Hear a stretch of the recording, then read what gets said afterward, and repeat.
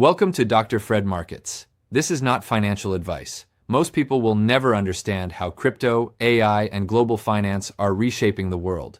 The rules are changing, and the ones who adapt early come out ahead.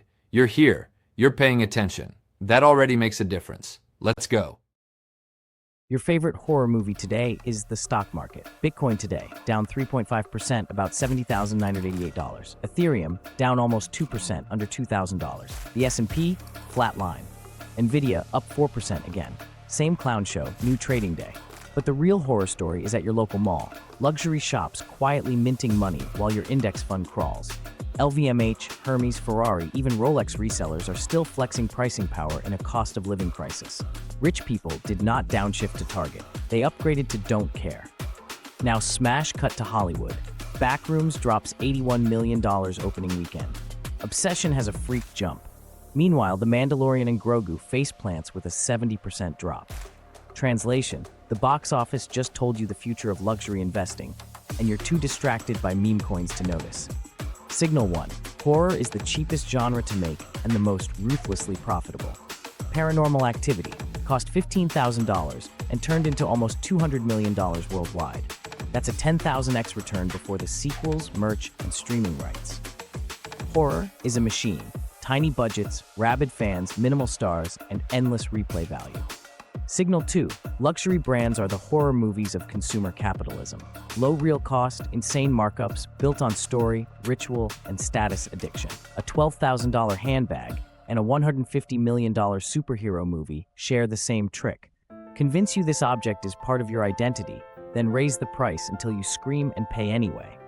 Signal 3. Disney's Mandalorian and Grogu loses 70% at the box office, while a weird, internet-born horror concept like Backrooms slams $81 million out of the gate. That is margin compression in Marvel Land and margin expansion in niche fandom. In the same way, Apple and Nike fight for every extra dollar of growth, but niche luxury Hermes, Ferrari, Brunello Cucinelli keep raising prices like rent in hell. Here's your cliffhanger. The future 10x returns in boring markets will look less like Disney and more like cult horror films made by psychopaths with Final Cut Pro. Now, the connection nobody on CNBC says out loud. Luxury goods are horror movies for rich people. You are not buying leather or metal. You are buying a story that scares you into overpaying forever. Mechanism 1. Scarcity and ritual. Horror uses darkness, silence, and jump scares to train your brain. Luxury uses waiting lists, appointments, velvet ropes. You don't just buy a Birkin, you get interviewed by a gatekeeper in a museum disguised as a store. Scarcity is free. Scarcity scales. Scarcity prints margins. Mechanism 2. Asymmetric budgets. A horror film spends $5 million, sells $80 million in tickets, and then recycles the monster into sequels, Halloween pop-ups, and Halloween costumes. Does what you just heard make you want to learn more, to dig deeper, to ask better questions? That curiosity is exactly what separates people who understand finance from those who don't. Most people stop at the surface. You're going further. Let's continue. A luxury house spends single-digit millions on actual material, then charges 5 figures for a bag, then rents the logo to sunglasses and perfume. In both cases, the real asset is IP, intellectual property, the brand, the monster. Mechanism 3. Audience segmentation. Mandalorian and Grogu tries to please everyone and fails hard when the crowd gets bored. Backrooms leans into a hyper-specific online nightmare aesthetic, and fans show up like a cult.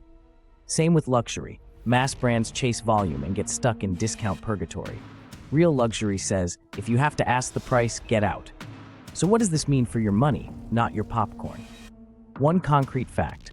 Over long periods, some luxury names have outperformed broad indexes because they control narrative like a horror director controls your heartbeat. MSCI has luxury indices. Check their 10 to 15-year charts versus your sleepy S&P. Rich people want inflation protection, but they don't buy tips. They buy yachts and heritage brands with unlimited pricing power. One mechanism. As inequality widens, the top 1 to 5% stop behaving like consumers and start behaving like patrons. They don't shop, they collect.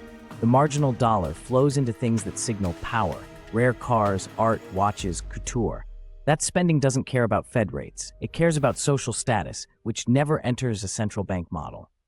One action. Start tracking status cash flows the way you track bond yields. You don't need to buy a $30,000 watch. You can buy exposure to the companies that sell those watches and bags to people who don't notice a recession. Look at luxury conglomerates, high-end auto with limited supply, listed fashion houses with brutal control over discounting. Study their gross margins, not their TikTok. And stop whining that consumer is weak when horror movies and overpriced handbags keep printing record weekends. The consumer is fine.